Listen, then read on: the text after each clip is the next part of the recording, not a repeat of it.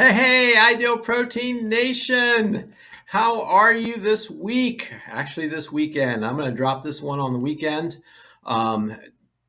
Life Possible podcast turns 40 today. We are hosting our 40th episode. I couldn't be more excited about that. For those of you who haven't tuned in yet and have no idea what's going on here, the Life Possible podcast spotlights successful clients, coaches, and clinic owners who have used the Ideal Protein Protocol to reset their body, reset their mind, and actually reset what's possible for their life. These individuals truly had life-changing experiences, and as a result, they're pursuing goals and dreams they thought were dead and gone. They're pursuing goals and dreams they never thought they could. And some are pursuing goals and dreams they never even knew they wanted to. In short, they're living what we like to refer to as life possible. You know, it's my hope that you will see and hear these stories and connect with these individuals and understand that if they can do it, you can do it too. So who am I and why am I even doing this? Well, my name is Dr. John Barnes, and I'm the clinic director at Reset Wellness in Centerville, Virginia. We're in Northern Virginia outside of Washington, D.C. And, you know, there's really no good way for me to put this, but 6.5 years ago, I found myself fat, sick, and depressed. And I actually didn't see a way out of it, so I had given up. Truly, I believe that God brought me the Ideal Protein Protocol as the answer to all of my prayers, both personally and professionally. You know, initially I lost 45 pounds, but more than that, it actually changed my life. So many of my symptoms and health issues that I had developed healed, and my energy and life returned. So I spent the next few years really delving into the power of this protocol, understanding the science behind it, why it truly works from the inside out to change lives. Now I'm over 60 pounds down, and last year I accomplished one of my life possible dreams. I completed my first half Ironman triathlon after over 25 years of inactivity. So who do I have for you today? Man, I am so excited about my show today. I have not one, not two, but three featured guests for you. I refer to them as the Pacific Northwest Ideal Protein Syndicate because between the three of them collectively, they run 9 clinics in Washington State. As the story goes, they had been attending virtual training with their regional Ideal Protein representative regularly, and they became friends and started to collaborate and share best practices. Last August, they put their collective talents and abilities together and created a talk on food addiction, a topic that is discussed probably every day in Ideal Protein clinics all across the world. We've actually all been Facebook friends. It's kind of funny as I was going through, we're actually all Facebook friends and in a lot of Ideal Protein Facebook groups together. Last month, Tammy Benner reached out to me to tell me about their program and invite me to go ahead and attend and give some feedback. And she even suggested and mentioned that if I liked it, maybe they could be on the show. I did. I attended their presentation, and after they were done, I absolutely knew that I had to have them on my show, and I couldn't wait to do it. So here we are. I am going to bring them out if I can control all of my stuff here. Let's bring out, I've got Tammy Benner of Ideal Weight Loss Clinics. Yeah. And let's see, where are you? I've got Pauline Johnson of Aspire Weight Loss and Wellness. And last but certainly not least, I've got Heather Catherall from Eastside Weight and Wellness. Hey, ladies, how are you? Great. How are you? Great. Thanks, John. I'm doing great. What's it like out there in the Pacific Northwest today? Is it sunny? Is it gorgeous? Yeah. Lots of sunshine. That's all. You know, I've a little heard gray here. I must be I was under going to a say, cloud. like, right? It's supposed to rain all the time there and be gray, right? But when my son and I made our pilgrimage out to Seattle in October last year, we had nothing but sun. It was so beautiful that out means there. you could live here. I know, right? That's the region welcoming you. If it rains on you, we don't want you. Then we don't want you. Oh, wow. I didn't know that. That is hilarious. I Well, made then that up. I made I that am, up. I am honored Okay. because we loved it out there, being able to see such incredible mountains and the Puget Sound, and just the air was so much better out there. We loved Yeah, it. I'm from the East Coast, like you. So, Okay. yeah, And you're a transplant out there. yeah. That's awesome. Hey, you know what, Tammy, while we were talking, let's go ahead and start with you. Can you tell our viewers and listeners how it was that you found out about Ideal Protein? And after that, what was your journey to becoming a clinic owner? Well, I was a Weight Watchers junkie because, you can have wine on Weight Watchers, which was another problem. And How many points is that? yeah, I've tuned all that part of my life out. Anyway, so my partner went to school with a chiropractor, and he was doing some promotion on Facebook, and so we went into an open house, and I just found myself nodding. Like, it just really all made sense to me. And, so he said, do you guys want to do it? And I go, I'm in. And, my partner was like, what? Wait, You what? said you weren't going to do it. Like that I'm like, no, I'm in. I'm giving up the wine, whatever. Anyway, so I lost weight really rapidly. And, I lost my dad to metabolic syndrome at age 43. And so I was kind of getting to be that age. And, I was almost 250. And, with the heart history, I was scared. Yeah. And my weight was yo-yoing. And so it was so easy and wonderful for me that I decided I needed to do it for a living. And I'm an entrepreneur from the software business. And so I just kind of hung a sign out in 2012. We're going to have our 10th anniversary here. And yeah, that's it. So every time I get someone off their medicine, I'm like saving my dad's life. It's just, very from the heart thing. Yeah. Yeah, that when you told me that story in the beginning, I just thought that was so poignant. And so many clinic owners have such a personal connection that inspired them to become a clinic owner and do this. Yeah, yeah. All right, so as we're going down, I'm going to go around. Pauline, can you tell us your story and how you got into Ideal Protein? I feel like mine is kind of an opposite to Tammy's.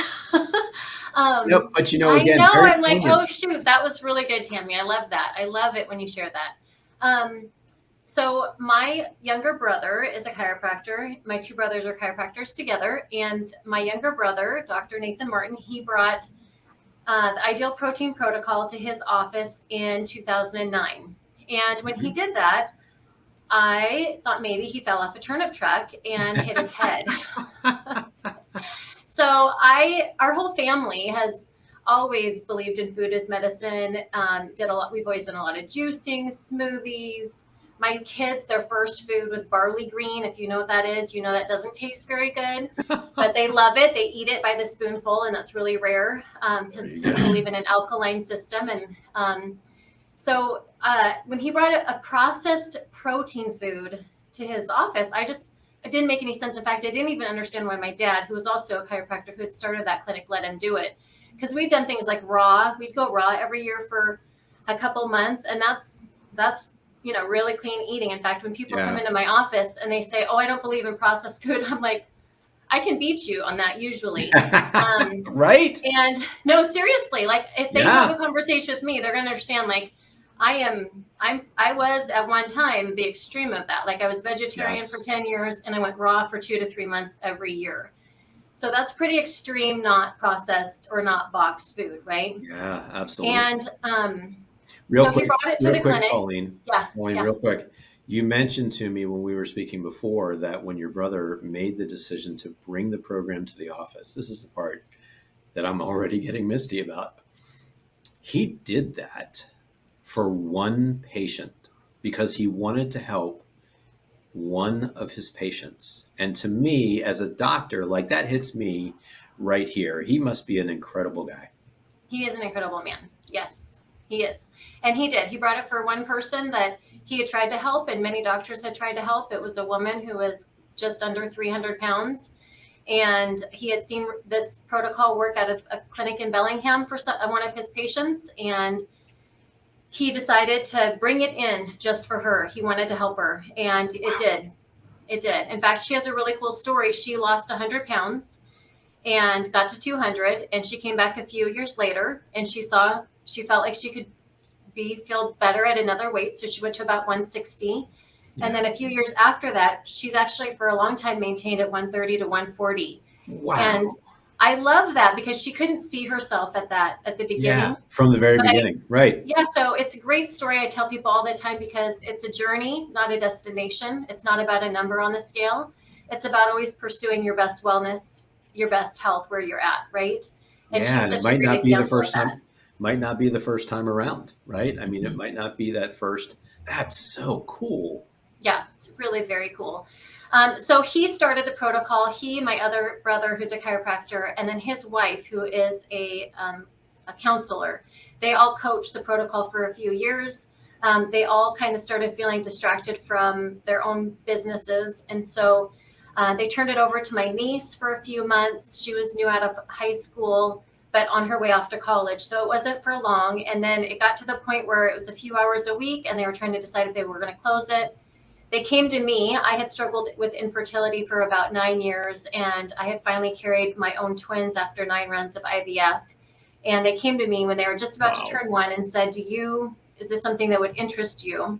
And at that point, I'd seen the results. They had quite a few people and friends of mine and family of mine that had gotten incredible outcomes.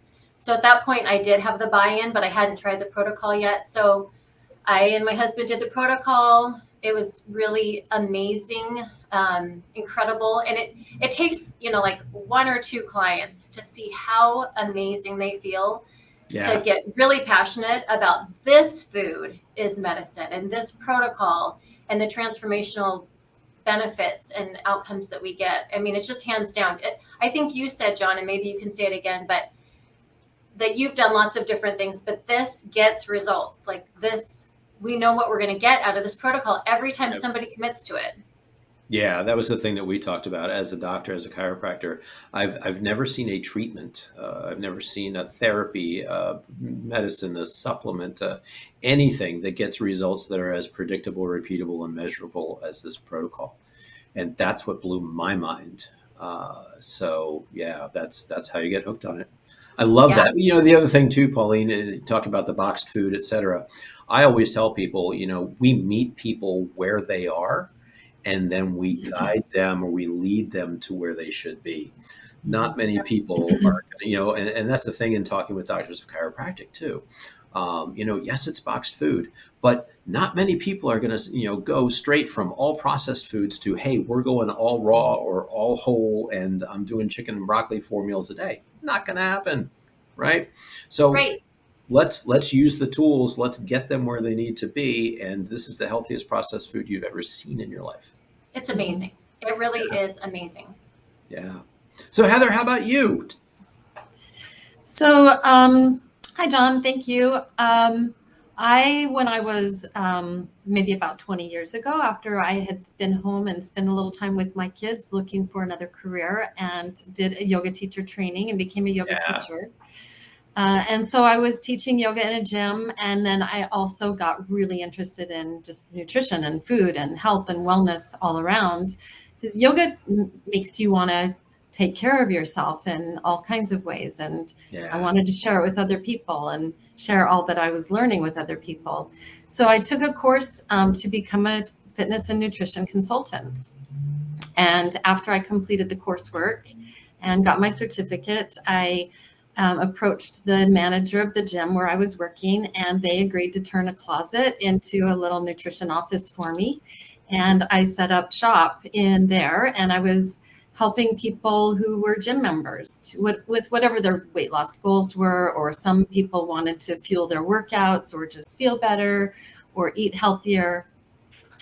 I was really interested in the weight loss part of it, and Mhm. a little frustrated because people who go to the gym to lose weight aren't really willing to make a lot of changes with their food, and they don't really see the results that they want to be getting. What a And great so observation.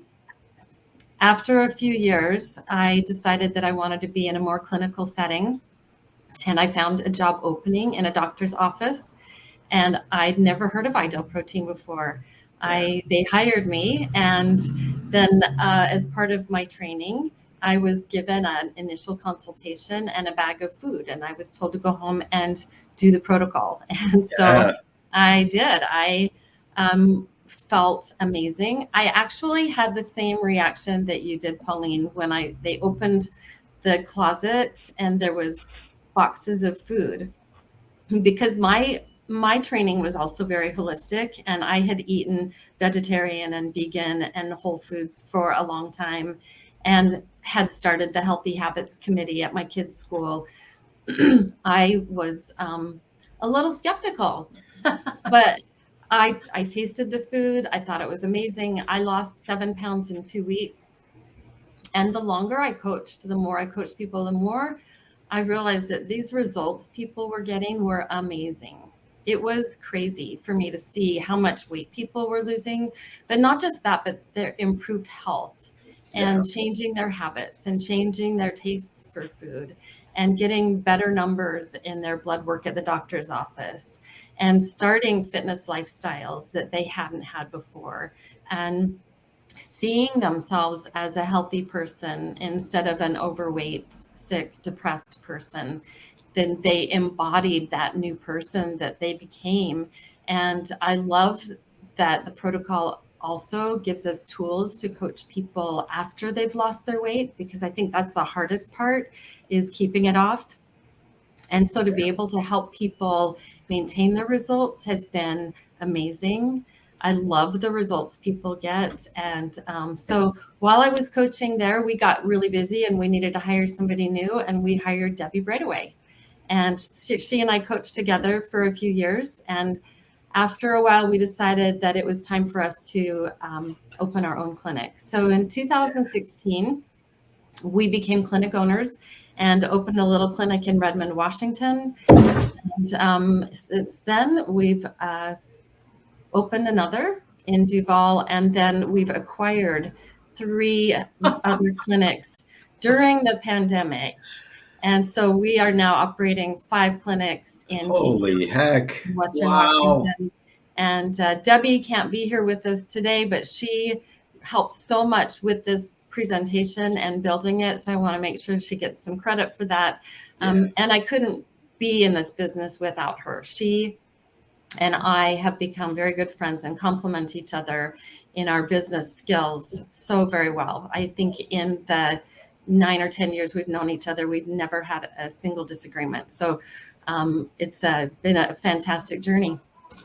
Wow. Yeah, we're sad that she couldn't join us, but she's enjoying some time with her family. And She is. it's nice that we're able to do that these days and travel. So we wish her the best, and I hope to get to meet her someday, because you 3 ladies are awesome, and I'm sure that she's just as awesome too. Heather, when we were talking about your journey into ideal protein, um, I thought it was fantastic because the way that you said it and your observations in the gym. Um, the way that you said, I found it really hard to talk to people about weight loss in a gym. It just wasn't happening, and I couldn't make it happen in a gym. And like you said, everybody this January who didn't really want to change what they were doing in the kitchen thinks that they can run to the gym and that that's going to get them the weight loss results that they're looking for. So usually our busy season doesn't start until now, mid late February, when they realize after 6 or 8 weeks of spinning their wheels or their treadmills, they really need to do something else if weight loss is their number one goal. Yep. Yeah. Absolutely. So yeah, let's get on to this. Again, you all have amazing stories, but when I attended your presentation, I thought that was super neat. And at this stage of the game, you've actually presented it 5 times. 5 times Yeah. virtually, Yep. inviting people through your clinics and through your patients that know people, et cetera, et cetera. And so let's get on to this. Let me just bring this graphic in here. There it is. Yep. So, even just the title, right? Food addiction, an honest discussion, understanding and hope. You are not alone. I even think from the very beginning that's brilliant because, number one, you have to actually take this head on and be honest about it if you're going to get anywhere. And I will most openly and honestly talk to people that I'm a recovering sugar addict for sure. And people look at me with big eyes and they thought they were the only one, right? So no, you're not alone. This is a universal thing that we deal with in all of our ideal protein clinics. So before we get on with the discussion, one of the things that I found fascinating, and I looked this up before we started the show. My mentor in Ideal Protein, Dr. Dolores Zimbato, taught me to go to the CDC website, not to look up COVID statistics, but to look up obesity statistics. And I went there today because I was curious if you 3 ladies are responsible for 9 clinics in the state of Washington. I wanted to see what the obesity rate of that state looked like compared to the rest of the country.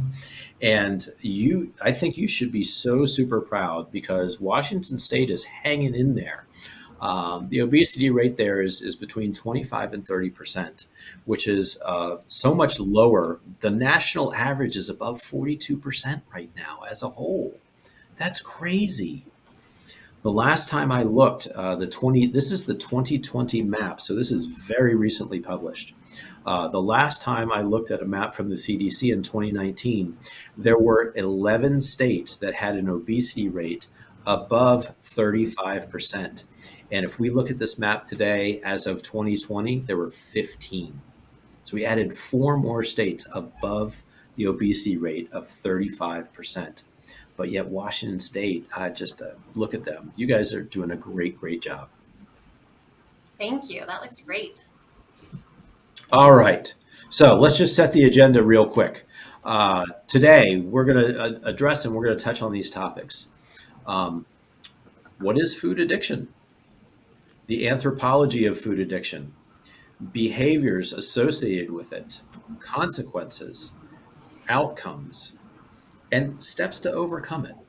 So we're going to start at the very beginning and we're going to work our way all the way up into how do we actually deal with this. So, Pauline, can you start us off and describe for us food addiction? What is it? Yeah, absolutely. So just going to the slide initially, let's talk about what addiction is. Addiction is when we put a need for a substance before other priorities with consequences that negatively impact other parts of our lives. This can be with drugs, alcohol, gambling, sex, and food, as we're going to discuss today. So addiction takes over our thoughts and occupies our minds so that we are constantly looking for that next supply. So we're definitely going to talk a lot about food addiction, and we hope to also address just all of the behaviors and the things in our culture that aspects of life and behaviors that will lead us to food addiction. So if you've ever felt like you can eat and never feel full, or maybe you've managed a long day or stress with food and you find yourself feeling guilty, or maybe you keep trying to do better, you keep trying to get healthy and you keep running into the same struggles that you faced before. All of that is stuff that we hope to give you some new ideas, tools, and hope that you're not alone, and hopefully have some new ways to address those after this class today. So we're really excited to have you here. Fantastic. All right, Tammy, let's roll to you. And can you take us through kind of the history of food and food addiction? Yeah. So given where we are from an evolution perspective, like it always helps to start from the beginning and then work forward. So that's kind of how my brain works. So to go all the way back to when we were, cave people, we had inconsistent food supply. So we were hunters and gatherers, and what happened was our hormones developed to create hunger and cravings so we wouldn't starve. So in effect, we're hardwired to search for and consume more food than we need. And it's important, like the more, because we are preparing for a famine. And, you know, this gut-brain connection, which is, you know, just really in the last 5 or 6 years has really come to the forefront of discussion, I think, in terms of what we do. You know, that idea of following your gut, you know, comes from this. So there are two things that I want to cover. The first is the whole kind of feast famine scenario. Okay. So if we, yeah. So basically, you know, our body doesn't want to be in feast, and it really doesn't want to be in famine. It wants to be in this sort of natural state of homeostasis. And you can see that on the slide with the, you know, the nice balance there, okay? Yep, right in the middle. Yeah, so the way that feast mode works is it's the top half of the slide. So we eat, you know, we eat too much, we engage. Actually, let me back up just a second. So this homeostasis is the balance of insulin and glucagon. So we have systems of checks and balances in our body. You know, so insulin lowers blood sugar, glucagon raises blood sugar. So like going back to the top of the slide, if we eat too much, then we have an insulin response and our body goes into fat storage mode, because evolutionarily we need, you know, when we had food available, we would eat it to store for when it wasn't available, right? Yeah, okay, and so then the bottom half of the slide where we get into glucagon is, you know, where we totally reduce our carbohydrates, and then our body has to go to our fat stores for energy, and glucagon, you know, facilitates that process. So, you know, that just so you know what's going on in your body when you've got feast and famine. And I'll just tell you, you know, for those of you in Ideal Protein phase 1, we love glucagon. It's a really, really good thing. It's the unsung hero, right? Everybody knows about insulin. And when I'm doing my introductory workshop, you know, I'll say, okay, and so when your blood sugar rises, what hormone comes out? And everybody's like, insulin. Yeah, everybody's heard of insulin. And then when we get to the glucagon parts, they're like, wait, what? What's that? Yeah. And it's the unsung hero is really what it is. Yeah, absolutely. And, you know, too, just speaking to this slide, it's such a great slide. And what you were just talking about, most people, including myself, when we come into the Ideal Protein program, we've been living in that feast mode, right? You know, it's kind of like Marshawn talks about beast mode. We've been in feast mode, and you know, we'll continue to Seattle here. And so most people have just been living their lives in feast mode. And so what we're going to do when we get them in phase 1 is we're going to create that famine mode, so that we can give glucagon a fighting chance to reverse some of the stuff that insulin created, right? Yeah. Okay, so that's awesome. So that's what's happening sort of metabolically, right? And so now let's talk about the gut-brain connection. So there's a gene, you know, that resides in our gut, and it's again, we've got systems of checks and balances. So that gene produces ghrelin, and it produces ovastatin. So ghrelin is the devil. That's the hunger hormone. That's the thing that, you know, we need to overcome the most. But, you know, basically, your gut sends signals to the brain, you know, and then the brain sort of takes over. So we've got that gut-brain connection, and then what happens next is... Yeah, so brain chemistry, right? Pauline, can you take us through the brain chemistry in food addiction? Absolutely.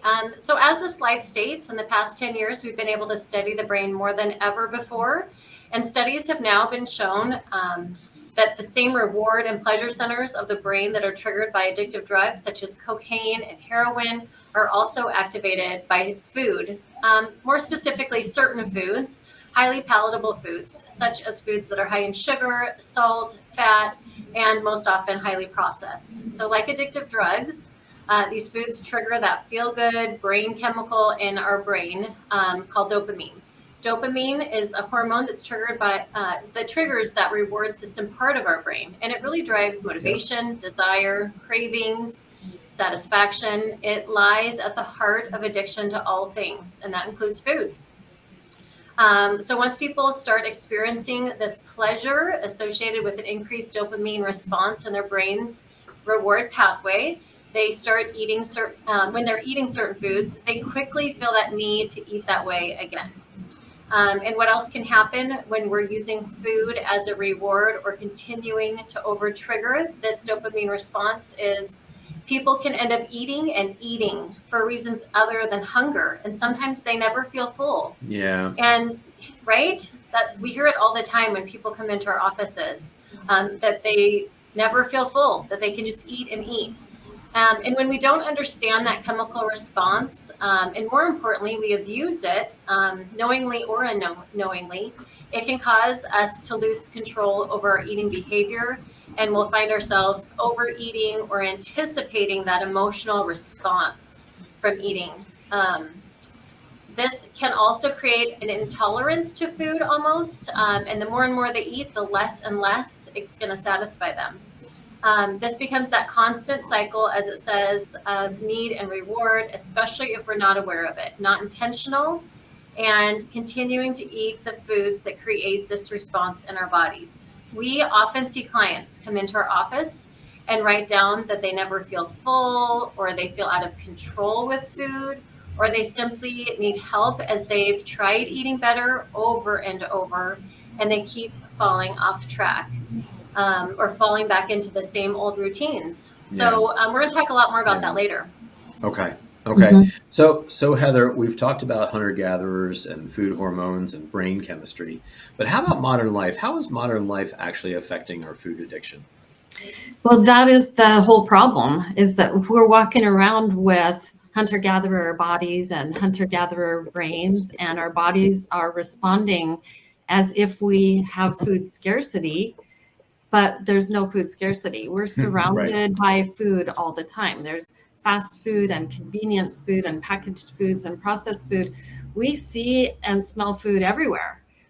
So we don't have food scarcity, but we have all of these triggers and desires to eat food. When we see or smell food, we'll salivate, our stomach will growl, we'll have a craving, we'll have a desire to eat. And sometimes that thought of food doesn't leave until it's been satisfied.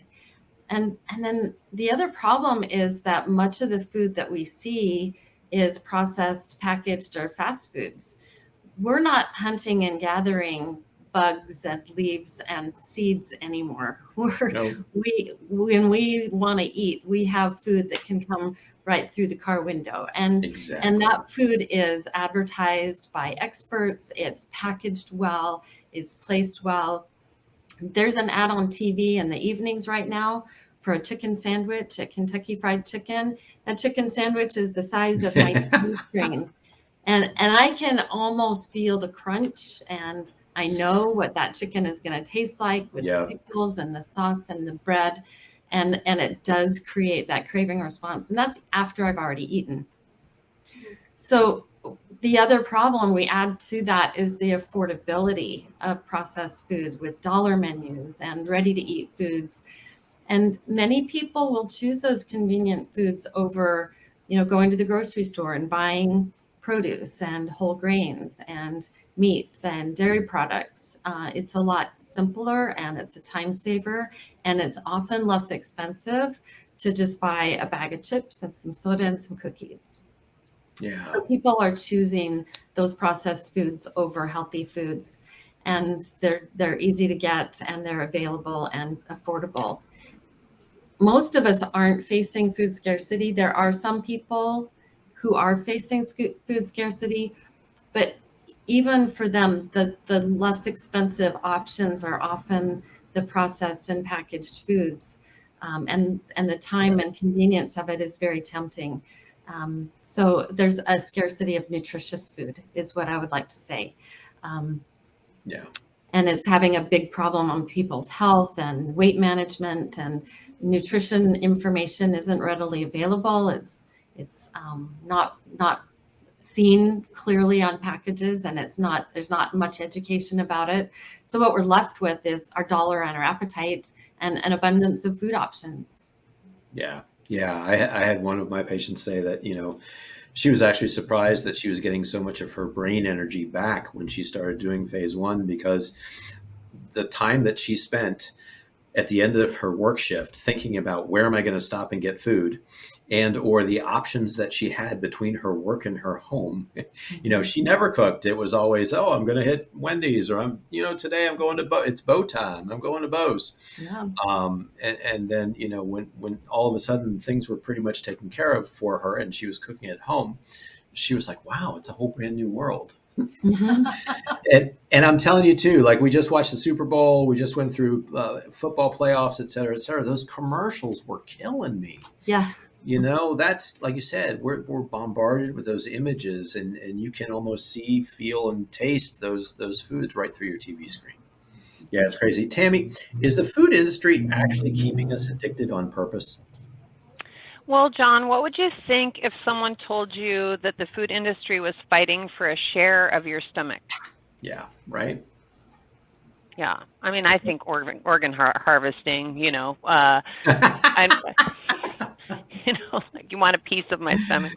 They want a fiscal piece of my stomach, is what they want. They want to make money off of my food addictions and my cravings. Yeah. So rather than merely competing with other brands in the food marketplace, like the big picture here is the stomach share metaphor. And so basically what that means is the food companies are at war with our health.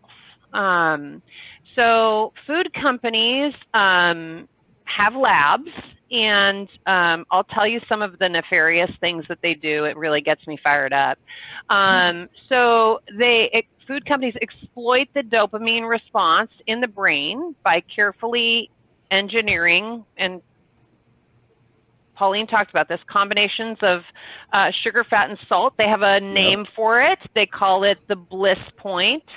So, when Heather talks about that chicken sandwich, like that, she knows that it's going to have the bliss point. And then she mentioned crunch. I'm sure a lot of you don't know this, but food companies even measure the bone vibrations in your ear, and measure what happens when you bite something to give you that specific crunchy bone vibration, right? Wow. Really getting all the senses. That's crazy.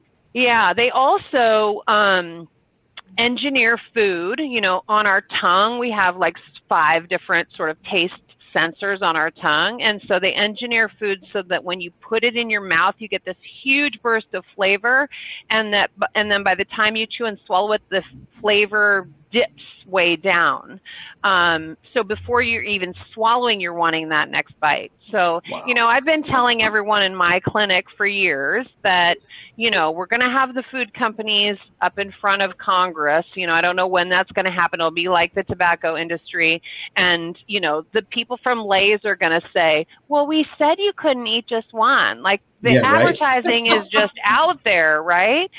So, shameless. It is. I mean, that's shameless, right? You can't have just one. You can't. And so, we talk about this when we were naming this presentation, we were talking food addiction, but it's kind of tough to say, well, you're an addict, So I talk about it more in terms of cravings, and cravings don't just happen to food addicts. We also have, people that just have certain foods where they just don't seem to have an off button. But the point is probably everyone that's listening to this has had some sort of feeling about this craving, with consuming, snacky kinds of foods. Yeah, no, absolutely. And it is hard when we use that word addiction, and you can't necessarily point the finger. And again, for me, it's super easy to have that honest conversation, say, I can only coach from my own experience. However, I am absolutely a recovering sugar addict. And, for me, the time that it really just, that reality hit me like a ton of bricks, I was engaging in all kinds of addictive behavior, hiding what I was eating. When I got caught, feeling guilty and shameful, and mainlining chocolate chips in my pantry, quite actually. I got so angry and so shocked at the whole situation. That's what made me pretty much be able to quit cold turkey. But I have to open that conversation when I've got a client and we're talking sugar addiction by saying, I'm coaching from my own experience. And then usually I'll get, oh, no two ways about it, doc. I agree. I'm a sugar addict. Right. The other thing you were talking about, you can't just eat one. My favorite new one is Skinny Pop. If you ladies seen that commercial, their new jingle, they've got an entire new jingle. And the hook of the jingle is, it's a whole bag kind of night. Oh my Okay. goodness. Oh, yeah. So, that's the point. We've created this product. We've put the word skinny in it, right? So, it's better for you. It's less calories, etc. However, since it's a whole bag kind of night, just go ahead and, eat the whole thing. So, speaking of which, then, that's going to lead us right into the next one. Heather, when did gluttony become cool? Well, you remember the pie eating contest at the old county fair? It's been cool for a little while. Yeah. It's kind of part of our Americana culture. But just recently, we have been connecting with each other in a global community. Food has traditionally been a way we connect as a community, a small community, a family community, a gathering, and that eating creates intimacy and closeness. Well, now our community is the whole world. We have social media, we have television, and so when we share things, and I think people are trying to compete and stand out, and so these now cooking shows with really epic meals and Yep. cooking contests with really elaborate foods and portions that are beyond belief, and restaurants marketing competitive eating challenges. There's a restaurant in my town here in Redmond, Washington, that has a stack of 4 burgers and a side of fries and a Bloody Mary with a garnish that also has another burger on it. And if you can eat it in an hour, you get a t-shirt and your picture on the wall. If you can eat it in 30 minutes, you get your meal for free. And that's not just a one-off rare sort of thing. I Googled eating challenges near me, and there's a lot of restaurants who are offering free food if you can eat an obscene portion. There's a restaurant in Las Vegas called the Heart Attack Grill that has a 10,000 calorie quadruple bypass burger. So we're seeing, as people are creating attention-getting marketing gimmicks, unbelievable portions of food. We also go through food fads, and they're shared with a larger community. During the pandemic, we had everybody was baking sourdough bread. Do you remember? And everybody wanted to be in on that because it was a way we were connecting with each other, which is fine. I love the connection. But we often have competitions or ways of wanting attention or marketing gimmicks that promote overeating and overindulging. Yeah. Yeah, it really just seems like this culture is it's become overwhelming for sure, especially if you're trying to make healthy changes in your life. How has this culture changed our daily behaviors? Well, a lot of us have been, all those behaviors have become normalized of overeating. And so when we have clients come to our clinic and they're trying to change their behaviors, they realize how many social events and gatherings involve eating.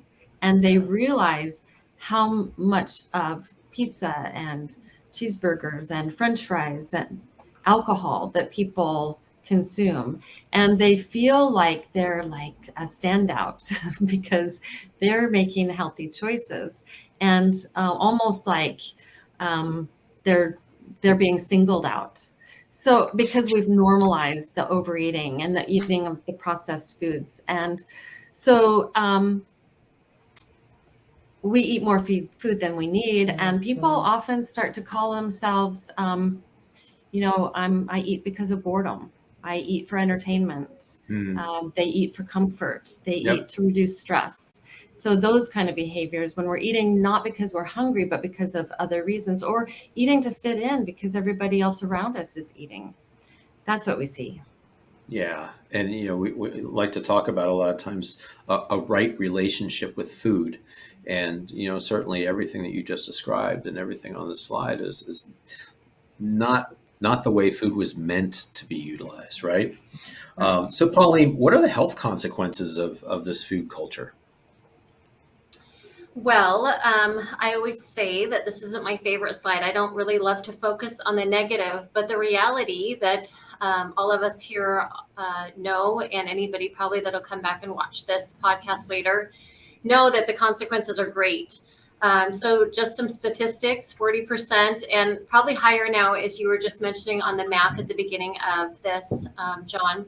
40% of Americans 20 years and older are obese, and 71.6% are considered overweight. And that's according to a National Health and Nutrition Examination survey from 2018. And then Harvard School of Public Health also confirmed those types of numbers in 2020. As far as costs go, this is an older number, but it's just still astonishing. Obesity-related medical care costs in the United States in 2008 were estimated at $147 billion. Wow. Isn't that amazing? That's crazy. Crazy. And I mean, all of us here also know that probably has just skyrocketed, right, over the last few years. Obesity is serious because it's associated with poor mental health outcomes and reduced quality of life. It's associated with leading causes of death in the United States and worldwide. It's correlated to lots of different serious diseases and health conditions. Some of those are high blood pressure, high LDL cholesterol, low HDL cholesterol, high levels of triglycerides, type 2 diabetes, coronary heart disease, stroke, gallbladder disease, osteoarthritis, sleep apnea and breathing problems, many types of cancers, low quality of life, mental illness such as depression, anxiety, and big ones are pain and inflammation. I always like to come back and kind of talk about, because I mentioned just quality of life. Our clients, when they walk through the doors, are amazing people.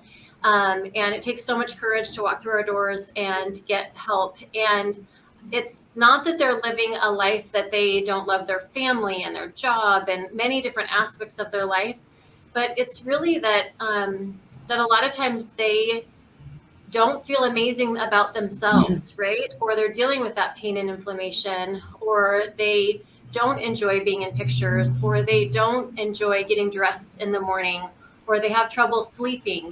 Those are all, so many things. And John, you've mentioned it in a previous podcast, that spillover effect when we change what we eat, right? It's not just about a number on the scale. And a story that I love to share is I had a client once a couple of years ago. She came in and she had really bad pain in her foot. And I was doing her intake appointment, and she was about to have surgery on the foot. It was just so bad. And without thinking of it, I just was doing her stuff. And I said, oh, well, that will be better in a few days. Well,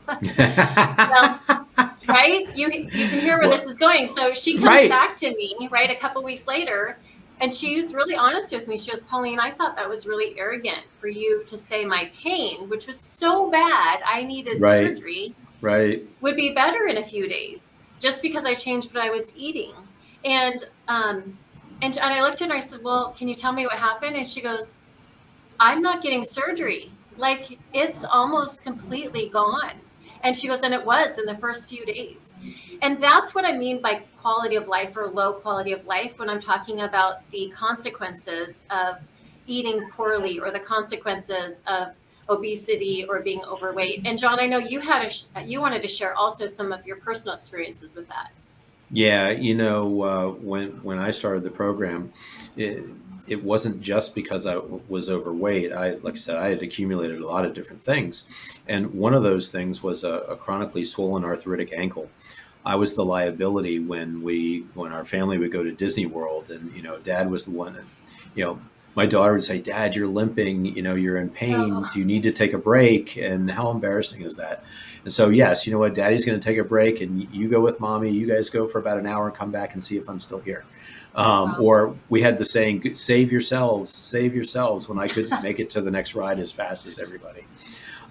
So that was one of the things that cleared up for me when I went through the program. And even more so when I adopted the healthy phase 3 lifestyle to the point where I could start running again and actually even, be in a triathlon. But what we were talking about before the show was too, it is one of my personal indicators as to when I have overshot my carbohydrate tolerance. I've got a very sensitive tolerance to carbohydrates. And if I overshoot that for a couple of days in a row, my ankle will start bothering me again. And certainly if I try to run or be active on it. And it will go away if I bring those carbs right back in my own tolerance level. It's crazy. I love that. And congratulations on doing that triathlon. That was awesome. Oh, thank you. Yeah. Again, it was something that was made possible through doing this program that I never dreamed I could ever do again. So that's why we're doing the show. That's right. So yeah, go ahead. Oh, I was just going to say, I have those triggers too. And it's one of the things I love about Ideal Protein. And what I've learned over the years is that I have learned that we can teach our bodies and we can learn how they respond. And like you were just saying about your ankle, I don't sleep well within a short period of time. If I'm not doing pretty good with my eating, if I start just kind of dabbling in things I know I shouldn't eat, I'll lay in bed and I'm like, what is going on? And it's amazing. Our body, the messages it sends us. Yeah, you become attuned to how food affects your body. And we'll talk about that a little bit later in the show too, when we're talking about the 3 phases. All right.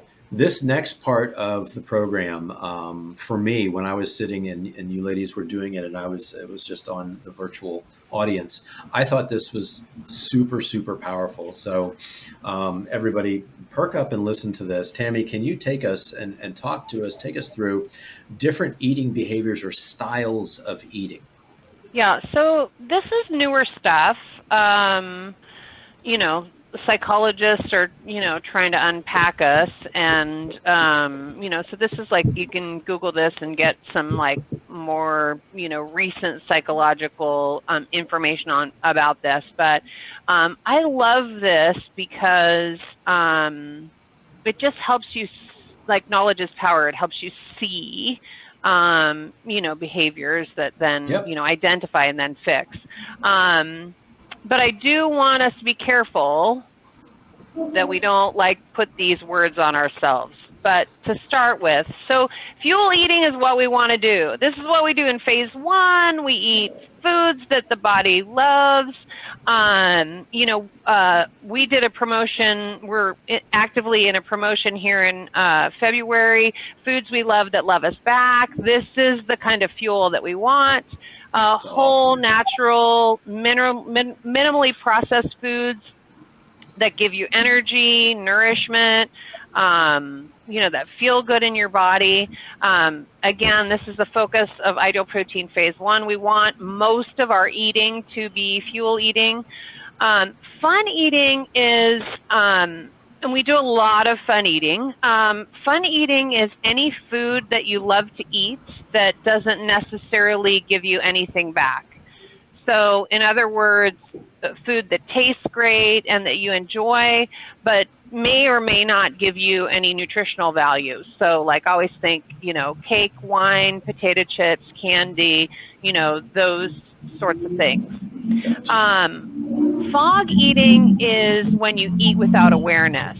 So a lot of us come home from work, we're stressed out, and before we know it, we have a half a bag of chips gone, and they're probably they're probably like stale chips, right? Like they're not even good.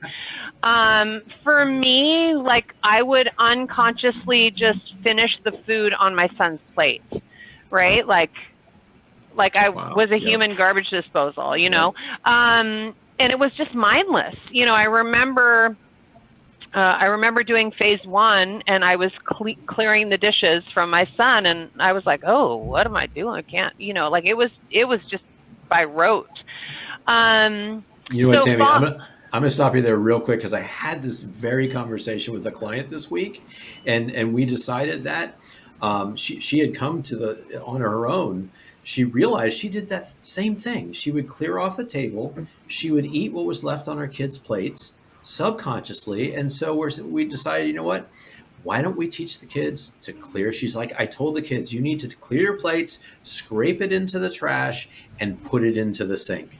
And that was her solution. I thought that was brilliant. Yeah. So basically, just to wrap up fog eating, it's unconscious munch. It's not enjoyable or purposeful, and you're not aware of it. Storm eating is the big one. This is like the big addictive one. It's binge eating or feeling like you're out of control. You don't feel like you can stop yourself. It's sort of like, it can almost feel like an out-of-body experience. You're aware that you're eating and you want to stop, but you feel like you can't.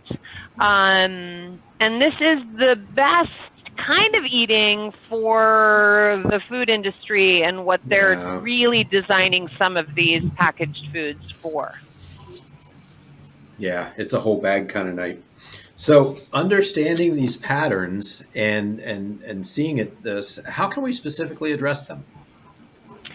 Yeah, so for fun eating, you want to pay careful attention when you're eating foods to be sure that you're receiving pleasure from them.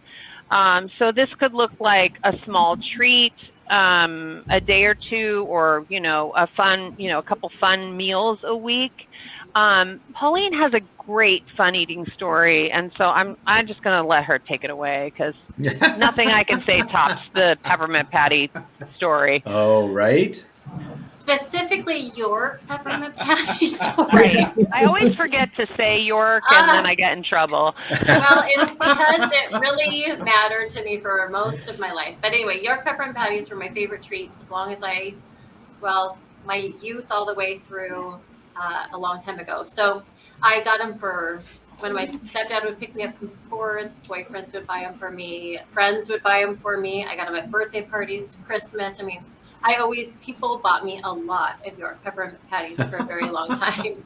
And when I first became a coach and also, as you know now, did the Ideal Protein Protocol myself, I stopped eating them for a while, like a couple of years. I just knew that wasn't something that I could eat at that moment because I knew how much I could eat out of control. I could just go crazy with them. They're my favorite thing. So I didn't eat them for a while, and then my husband and kids came home one day, and they had brought me one as a surprise. I don't remember why, and I remember looking at it, and I was excited because it was there, but I also wasn't really ready to eat it yet. So I stuck it in the freezer, and a couple of days later, I brought it back out, and I went to enjoy it, and the first bite was amazing. It was perfect. It was just amazing, and as I said before, it was like everything about Christmas morning in a bite. So good. So I had that bite and then I had another bite and it was also really good. And then this weird thing happened by like the third bite and maybe fourth, but somewhere between that third and fourth, I don't actually know if I could taste it anymore. It was the weirdest thing. And I've joked around that because of that one experience, I've always thought there really needs to be like a really great restaurant across the nation that's just called Bites, and it's just like one amazing bite of flavors. Because I think that's really that's what was so amazing. That first bite or two were amazing, and then after that, so I actually put it away and came back to it at a later point, and it was fantastic. So yeah, so Tammy, that's kind of what you're talking about. Yeah. That's great. So the rule with fun eating is that you must enjoy each bite, right? And that's another reason why I love the peppermint patty story, is because she decided she was going to enjoy her bites. Okay, so fog eating, the mindless eating, the goal is just to never do it. And if you find yourself doing it, to stop and catch yourself. Because sometimes fog eating can like lead to storm eating, right? So fog eating, you know, like you don't want to walk in the kitchen without a plan, right? Because then you'll be fog eating. Okay, storm eating is the really, really hard one. And this is the one we work the hardest on, I think, in our clinics to like curb behavior. So sometimes storm eatings happens if we let ourselves get too hungry, or we have an overwhelming emotion that we don't want to feel. Often storm eating, John, is done in private or in hiding, right? We touched on that. It is the most complex form of eating, and it is often the most difficult to solve because it's really driven by an emotion along with your cravings and, you know, food addiction. Yeah, which, you know, is kind of going to bring us full circle here. Pauline, you introduced us to the concept of food addiction. What further steps can we take to actually combat this food addiction? Yes, well, as I said earlier, the consequences is my least favorite to talk about, but the steps to combat it is my favorite. So one of the first things we like to talk about is our language, and what we mean by that is what do we say about ourselves? What are the things that we identify with when it comes to food? And we hear it all the time in our offices. And one of the things that we have to just do is really like find those thoughts and learn how to say them differently, like reframe them, so that we figure out how to talk to ourselves in a positive way, but also a truthful way. You know, we hear people say, I'm a stress eater, or I've always been like this, or my family's always been like this. And I love Heather always kind of responds to this topic, talking about reframing and why. So Heather, I'm going to let you run with that. Well, the language that we use is a reflection of our mindset. So if we say things like, I'm a sugar addict, or I'm a junk food junkie, or I'm a stress eater, those are labeling things. And when you're labeling yourself, that becomes your identity. So your identity is I'm a stress eater, I'm an emotional eater, or I'm a fog eater, I'm a storm eater. If we can just reframe it, we change our mindset too, and we create opportunities for change. So instead of I'm a stress eater, we might just reframe it to when I'm stressed, I have a tendency to eat. Boom. Boom. Yeah, that's amazing. Opportunity to change it, to do something else, because it's not about our identity anymore. It's about our behavior, and behaviors can change easier than our identities can. That was mind blowing. Thank you. Yeah. Oh my God, that was great. Yeah, in my office, we try to change perspective a lot. So, you know, what I do is I have people put their finger up and close one eye, and then keep the finger there and close the other eye, and the finger seems to move, but it hasn't moved. So people come into my office and say, I don't think I'm going to be able to do this because I'm a foodie. I'm like, oh, you're going to do so great as a foodie because there are going to be all these amazing recipes that you can make, and I wish I was a foodie. And they're the same person. They have the same ambition, the same way of they want to cook. They want to like love their family with food, and we're just going to teach them a new way to do that. So, you know, just kind of changing that perspective a little bit.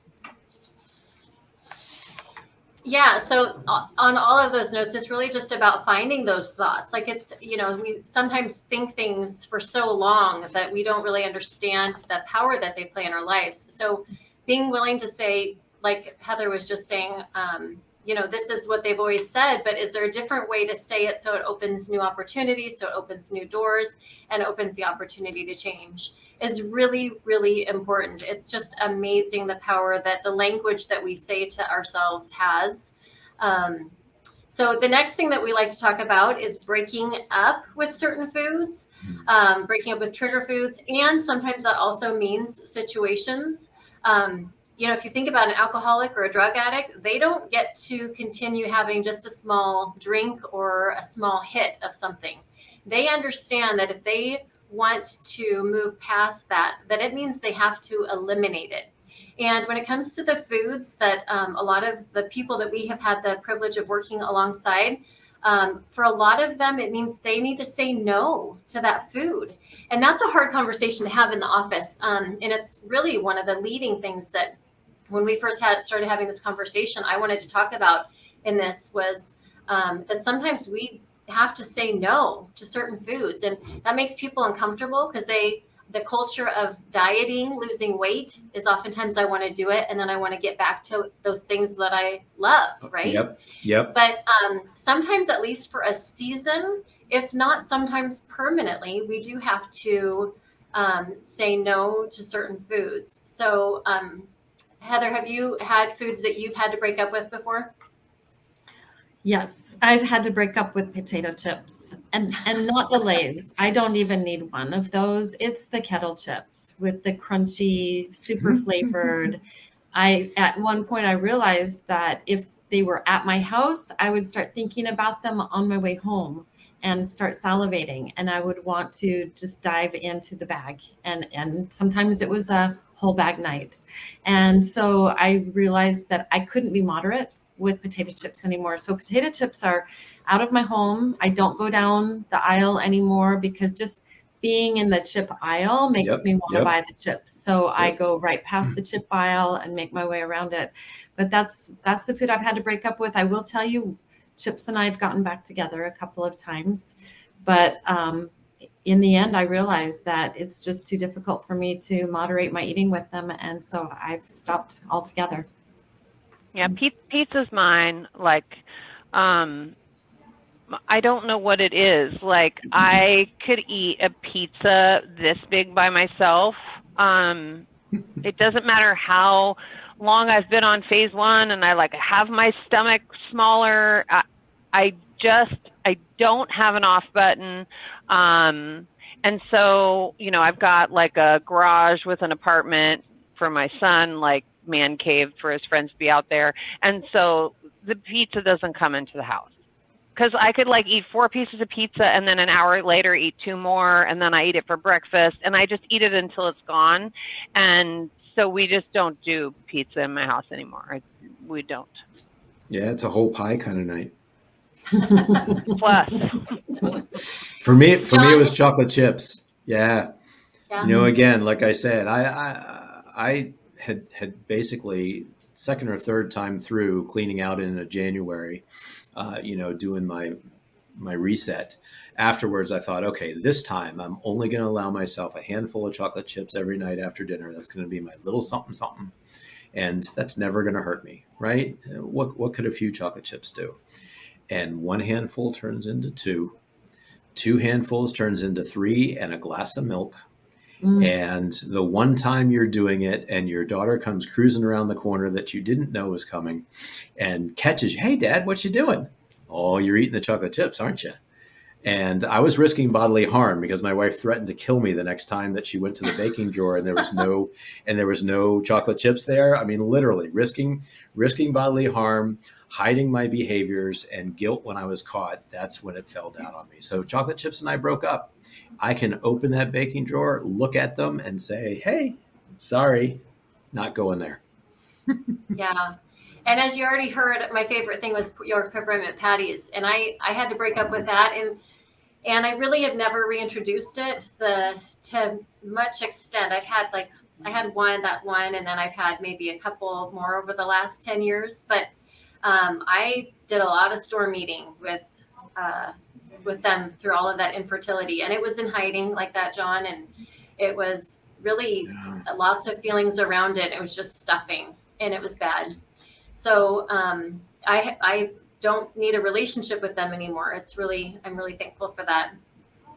The next thing that we like to talk about is that, we need to learn to deal with emotions, boredom, stress, we need to learn how to deal with them and leave food out of it. Our body has this tendency to memorize what works for us. Our body loves homeostasis. And so if we have stress and we always solve it in one way, then our body is naturally going to send this message to our brain the next time we have that stress that we need to go handle it. And we need to go kind of find that balance again, like we always have, right?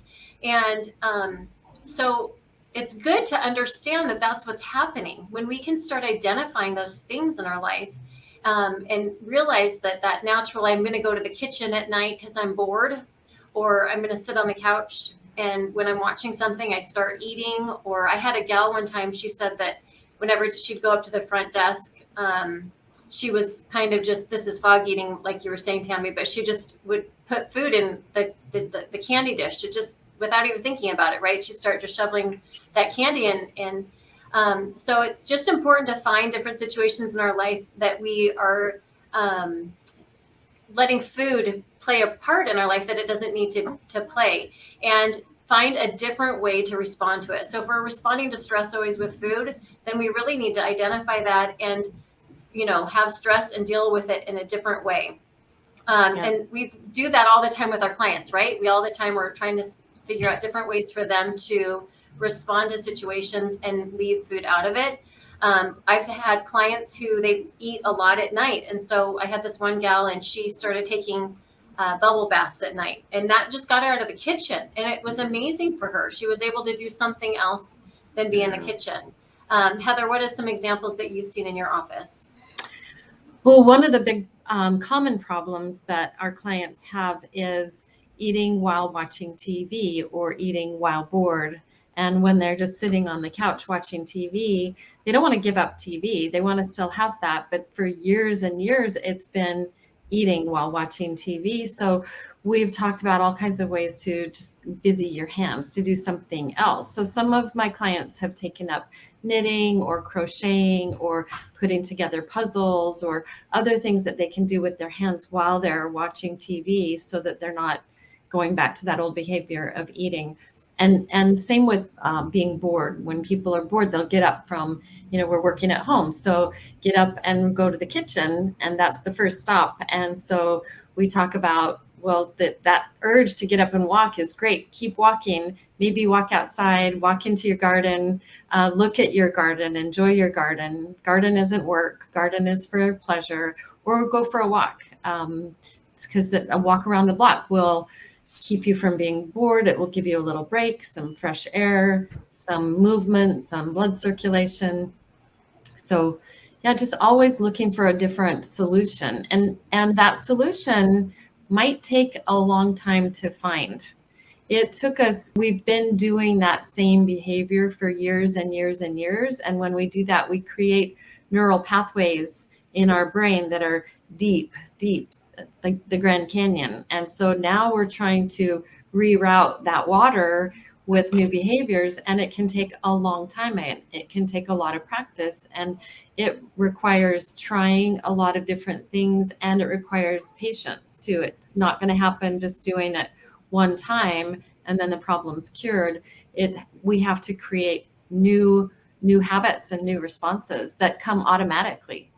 Yeah. Tammy, you have a great one. Yeah. What we do in our office to start that change is we practice the 3 Ds. It's actually the 4 Ds. But so the 3 Ds are delay, disarm, distract,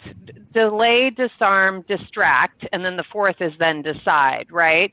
So, set a timer in the kitchen, come back, disarm is get rid of it, get away from it. Delay is, delay, disarm, distract. Distract is doing something else, right?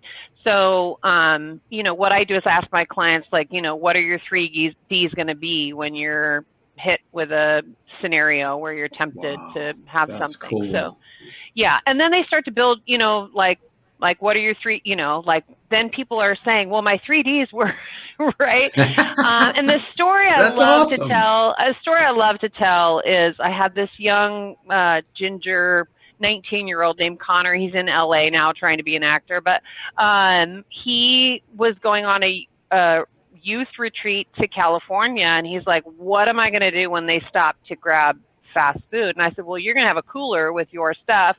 And so he came back from the trip and he was down like 5 pounds. I said, what'd you do when they came into the van with the McDonald's? And he said, well, basically it smelled so good. I wanted to kill someone because I really wanted French fries. And he said, I rolled down my window because the whole van smelled like it. I rolled down my window and I stuck my head out the car window. And I just, so when I imagine someone like creating a distraction, I always just think about Connor going down the freeway at 70 miles an hour with his head out the window, right?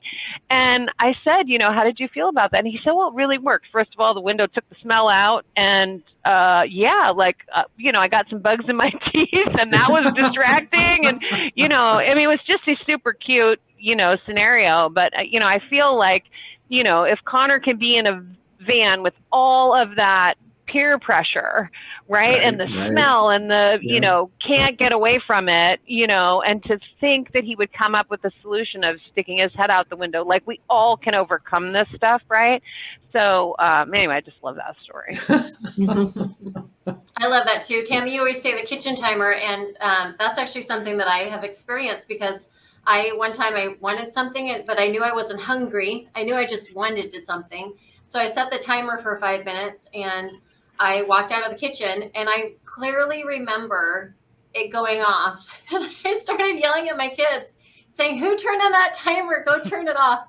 I'd literally forgotten until a little bit, like my kids, I think they brought it up to me, like, Mom, we didn't set a timer. Wow. But I remember that's how short it was. Like I didn't need something. And so as soon as I got myself distracted to something else, and so that's something I talk to people about a lot. People are working at home right now still more than they've ever have before. So they're close to their kitchen, and sometimes they get bored. And a lot of times I'm just like, is there anything else that needs to be done in your house? Like if you have some time that you don't need to be working, instead of going to food, is there a project you've wanted to work on? Does your bathroom need to be cleaned? Could you write a letter to a friend? There's so many things I think that are people connections that we've let go of, largely in part because of the culture of our last 2 years, but also because of social media. And it's amazing, the human connection. So there's so many ways that people enjoyed spending time, 10 years ago, 20 years ago, that we don't spend time like that anymore. And a lot of times if we can go back and figure out those things that we really enjoyed, whether it's going for a hike, whether it's calling somebody and talking to them on the phone. I mean, I'm sure that Heather and Debbie can relate. Like I used to take that cord and walk all the way up around the stairs and talk to friends for hours, till one of my brothers tripped on the cord and my mom told me to get off the phone. We don't do that anymore. And so I really encourage people, like, find those things that you've done at different periods of your life. And as Heather said, this isn't like try it and if it doesn't work, like give up and go back to food. You have to keep trying. Like think of it as a toolbox, and sometimes something's going to work and sometimes something else is going to work, but you just need to keep trying new things until you do have kind of this great toolbox, so that when your brain says, I want food, or I'm stressed, or I need comfort, or those things that we all have, those moments that we've turned to food for, that we have this new toolbox. And maybe it's, I'm going to get a new book out, or, maybe I'm going to go for a drive, or maybe I'm going to go get my grocery list caught up, or whatever. We need to have other things that or set a timer for the 3Ds. We need to go to other things than food in those situations. And it takes time and it takes reprogramming the brain. But I think it's so empowering to know that we've just taught ourselves one thing, and we have this beautiful chance and opportunity to teach ourselves something else, right? Mm-hmm. Yeah. So the next thing steps to combat addiction is sometimes to work with a professional. So all of us, all 5 of us, or 4 of us, Debbie, I was thinking, who's not here, makes it 5. we are professionals in this field, and we have the privilege every day to work and help people to find new tools to reframe their thinking and all of those things. There are times, though, that go beyond that, and we need to refer or encourage you to see like a licensed counselor or a therapist or psychiatrist. And a lot of those times are, when the store meeting can't get reined in by the things that we do, or when there is just a lot of emotion around food that you've carried for a long time. So there is definitely a time and a place to do that as well. I think I'm sorry, I think I missed one. Let me back up just a little bit, because this is really important, to ask friends and family to come alongside you also. So I'm sorry that I skipped that. But yeah, so just it is really good to think about if there's people in your life that you can ask to support you when you're trying to make changes. It's really important not to know that you're not alone in that, but it's also when you ask somebody to come alongside you, a friend or family member, it's really important to be just to find the person that you can trust and who is going to not, how do I say this? Somebody who can wink at you in the room when you are really going to be tempted by a situation, and that isn't going to make you feel guilt or shame, right? They love you, and you know that. Something that happens all the time with clients in our office is they might be eating fast food every night of the week before they come into our office. And they come in and nobody's saying anything to them about that. Their friends, the people they go out to eat with, they don't have anything to say about them eating poorly all the time. But the second they start eating on our plan or eating really healthy, this amazing thing happens. Suddenly, so many people have an opinion about what they're eating. Yep, they suddenly speak up. Right? Suddenly people are like, oh, you can not do that for a night, or you can just have a bite of this cake. It won't hurt you. Or suddenly and so let me tell you right now, those are not the people that you need to ask to come alongside you. I also had this client one time. She'd been in maintenance for a while. She was doing really fantastic. I think it had been close to a year. She was only coming in once a month. And suddenly she called me and she said, can I come every week? So she comes in and she says her mother-in-law has moved in with them for a few months while she's building a house. And and I said, well, what's going on? Like, why do you feel like you need to come in every week? And she said, every time I reach for food, she says, honey, is that on your diet?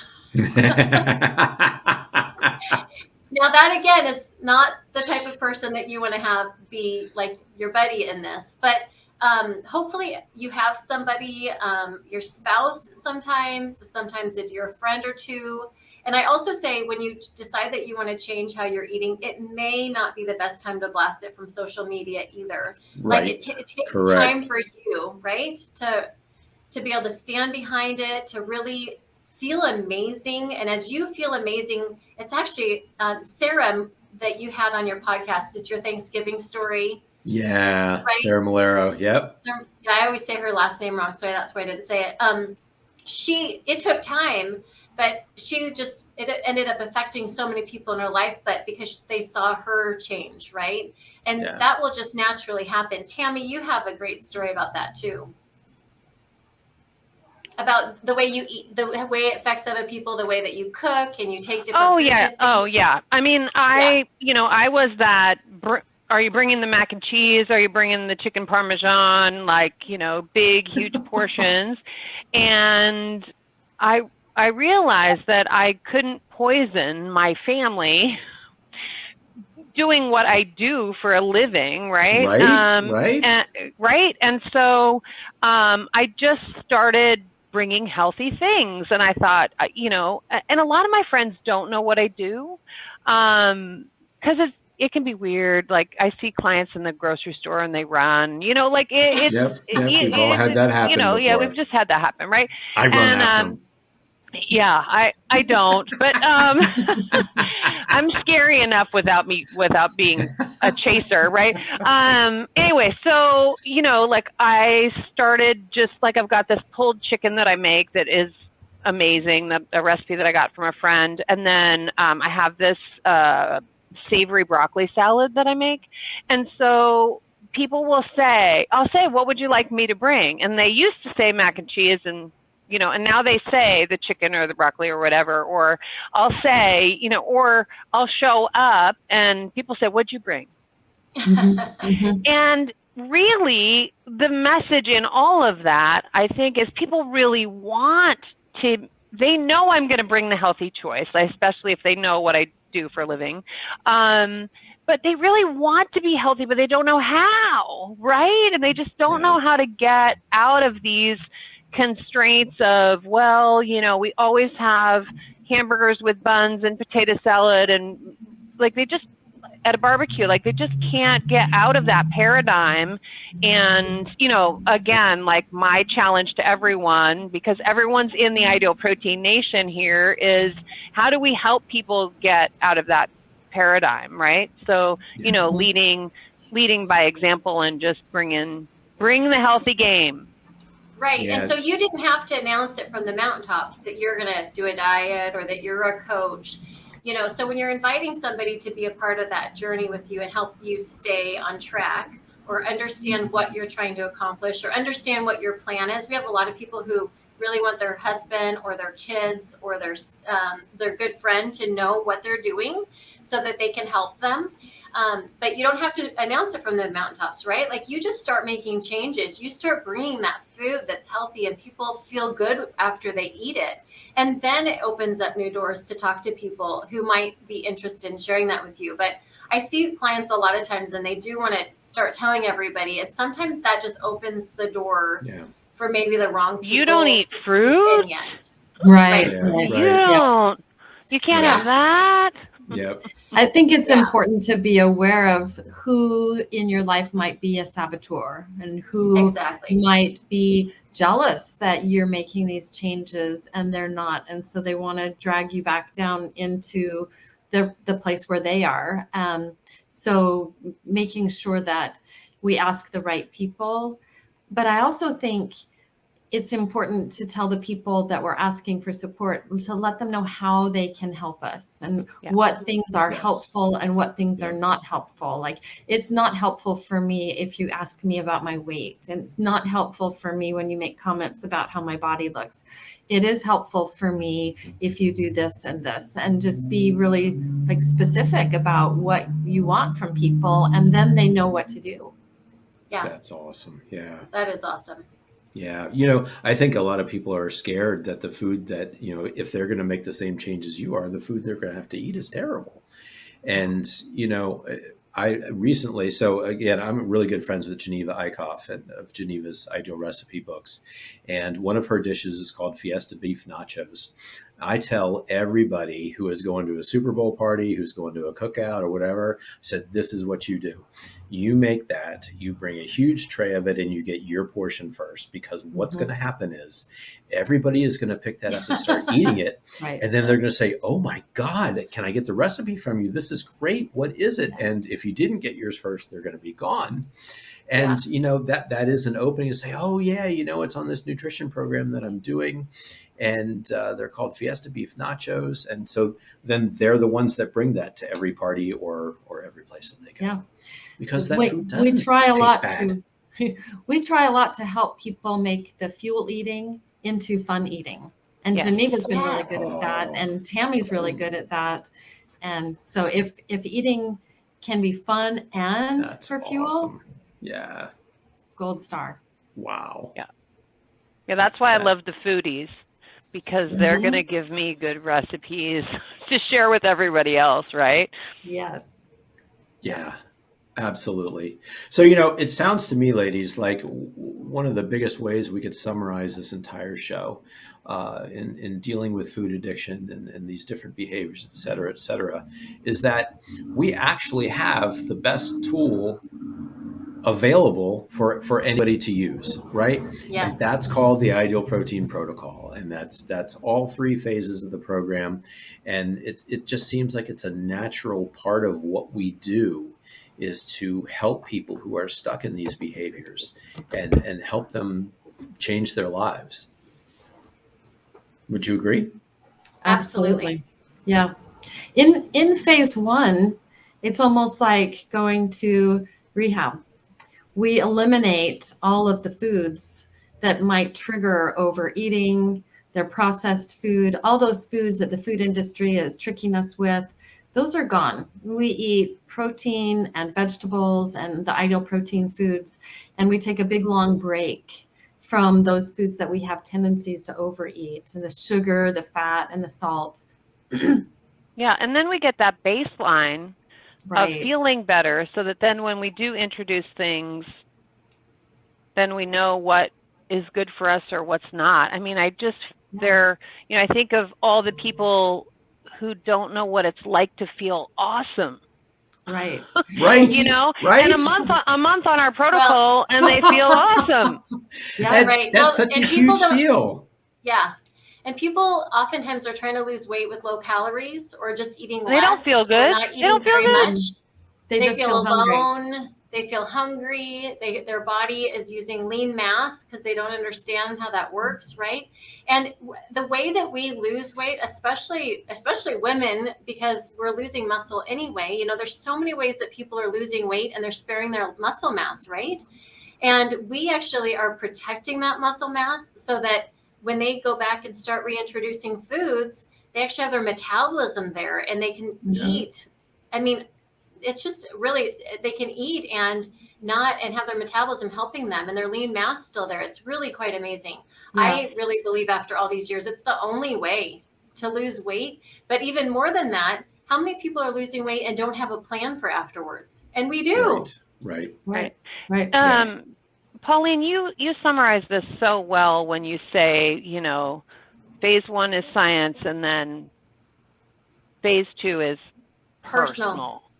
Yeah. Mm-hmm. Right. And the hard part is the personal stuff, because anybody, like, I don't know what you say. Anybody could, what do you say? Anyone can sit in a closet long enough to lose weight. Right? I love that. It's true. They can, but we don't want people losing weight like that. And it's so important for people to understand. And one thing I remind people all the time, so IP Nation, like, you want to stick to your plan. That sheet, you stick to it. And why do you stick to it? You're eating about 1,000 calories a day. And people can be so critical of that, right? But you're not living off 1,000 calories a day. Right. About 7 days in, your body is predictably using its own fat for fuel, and you're living off, and you're burning about 1,400 calories of your own fat, which is why it's predictable, measurable, repeatable. Yep. And people are living off 2,400 calories. So they feel amazing on a protocol, right? Mm-hmm. Yeah. You know, and that's such a great thing to bring up. We have been programmed by our culture, by what we've been taught, and by the food pyramid and the people that thought they knew how to tell us to eat, that we are eating for the energy for our day. And that's not how the body was actually made. We shouldn't have to eat for the next 2 hours. Our body should be just using fuel the way it wants to. And when food comes in, it says, oh, hey, I can use that if I'd like to. But the whole fact that people are thinking that, you know, oh gosh, how are you going to survive on that? You're not going to have energy for the day. That's not the point. We shouldn't be eating for energy for the next couple of hours. Our body should be able to use it from our own body. Yeah. Well, look at the professional. Go ahead. Okay. Well, I'm just going to say, look at the professional athletes, right? You know, you watch Wilt Chamberlain, Larry Bird, like, play basketball, and you see them like hunched over, like sort of hitting a wall. They need rest. And you see this new generation of athletes, you know, Kobe, Russell Wilson, and they don't need to take breaks. And the reason is because they're eating a ketogenic diet. Right.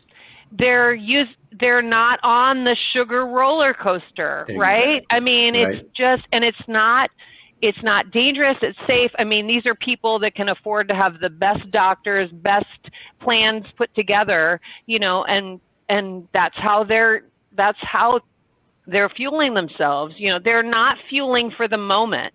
You know, we don't need to fuel for the moment. You're absolutely right about that, John. Yeah. Have you guys heard the checking savings account analogy? Mm-hmm. Yep. I love that one, right? Yep. Give it to us real quick, because IP Nation. Okay. Well, I ask people all the time, if you will you buy anything out of and use your savings? Like if you need to buy something for $15, are you going to buy it out of your savings account if you have a couple $1,000s in your checking account? And everybody says, no, I would never do that. And I said, well, your body's the same way.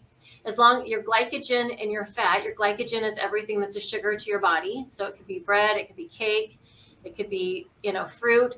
But as long as you keep refueling that, your body's always going to use your glycogen first for its energy.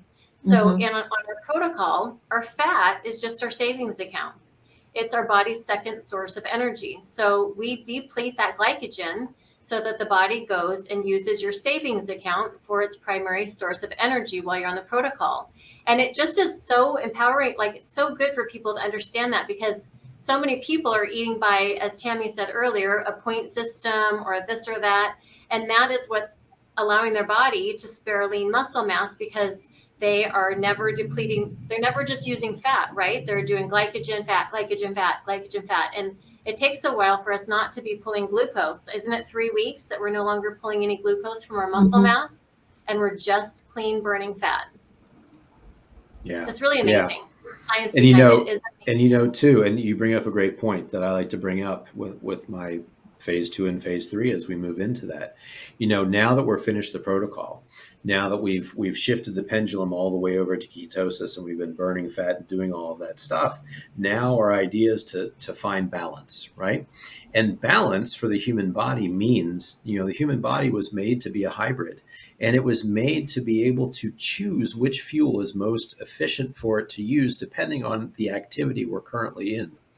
So, while we're doing this podcast or while we're doing Zoom calls, nobody should be burning sugar as their primary fuel for a Zoom call. That makes no sense, right? Our bodies should be burning fat for our activities of daily living, everything that we're doing at a slow and low pace. But as soon as we need to sprint or lift something heavy, we should be able to shift into carb burning mode, burn that glycogen, burn that glucose for energy, because that's what it was meant for. But glucose was never meant for Zoom calls. Right. So this protocol heals our metabolism so that everything functions the way it was meant to function. Yes, we restore metabolic flexibility. That's kind of the key phrase. I loved how they brought that into a lot of the educational materials as we're moving people into phase 2 and phase 3. Yeah. The other thing that you were talking about, phase 2 is personal. God, I love that, right? Yeah. What I like to say to my people is, look, we are all creatures of habit. And whether we're eating poorly or whether we're eating healthily, we still eat the same darn stuff all the time. Right? I mean, I've got my 15 foods that I eat every single week. And if I go out to dinner someplace, special or different or what have you, I might change that up. But when we go to the grocery store, we've got our list, right? So when I pull out the new food list for phase 2, I say, look, we just want to set your 15 foundational foods on this ideal food sheet. Foods that your body is going to be able to use as fuel, like you said, fuel eating. Right? But they're also really fun. And as you go down those columns, you're like, oh my gosh, I get to have avocados and olives and nuts and all of this in phase 2? What? Right? Yeah, it's amazing. Yes. It's so exciting. Yeah. Yeah. So isn't it great to have something to give people? Like, the thing that people are up against when they have to go from the physiology of weight loss to reintroducing new things is always cravings and triggers. And on this protocol, you have somebody in your corner. You have somebody to work through that with you, to help you avoid those things and slowly and carefully and personally, reintroduce things in such a way that you aren't going to have those come back. And the whole time learning how to do that in such a way that keeps that new healthy weight. It's amazing. Right. Yeah. And I have to jump on that, because there are those of you that are watching this that are not journaling. You're in phase 1 and you're not journaling. Do it. Because your phase 2 journal, we're looking at the emotional state you were when you ate. Were you craving? How much time do you need between meals? This is what your coaches need to be helping you with, so that you can find that balance. And if you are not in the habit of journaling and you try to go into phase 2 with all this new stuff, and then you're piling the pressure, just do your journal. Yeah. Tammy, I ask every new start. I'm like, what did you eat 3 days ago? They're like, I don't know. And I'm like, Oh, that's exactly. gold. That's why you've got Yeah. to keep your journal. Because how can we help you with food if we can't see what you ate? Right. Oh, that is gold. I'm just going to clip this out and show it to all of I'm going to have it on repeat and keep showing it to my clients as they're coming in without their journals. And here's the deal, right? Let's talk about red. Let's talk about phase 3 really quickly, because so many people, it's just kind of it's the fad part of the industry that we don't want to be. Ideal Protein has an amazing design, right? It has an amazing protocol. And I just want to tell IP Nation, this is what we cover with you in phase 3. We're going to talk about reading labels, what's in your pantry. We're going to talk about your food home environment, managing your new weight, physical activity, managing stress, managing setbacks, which we're all going to have, self-care. Like, these are so important to understand. This is all ready for you. You've got to commit to phase 3. Phase 3 is the win. I'm saying it bluntly, the losing the weight isn't the win. Learning to keep it off is the win. Learning that just as predictably that you can lose weight with Ideal Protein, you can predictably learn how to teach your body to keep it off. Learn those things that John was talking about. Like, you'll learn it so well that there's symptoms when you know you're eating off track.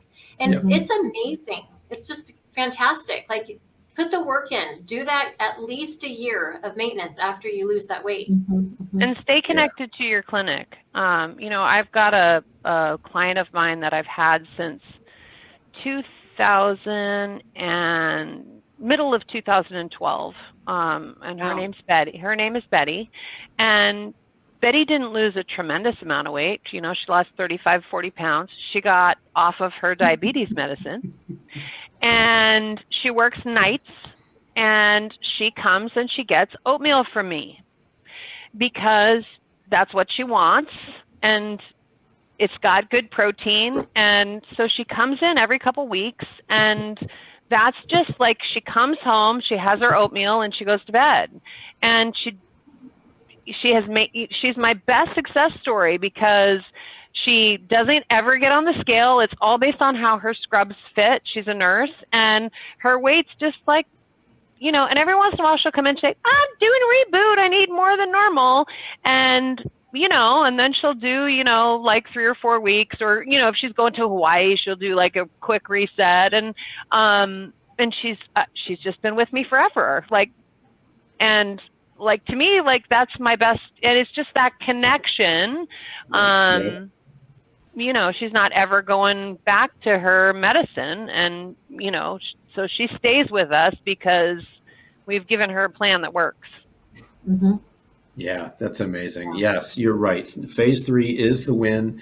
We finally do have an ending phase that is worthy of sticking with and following through.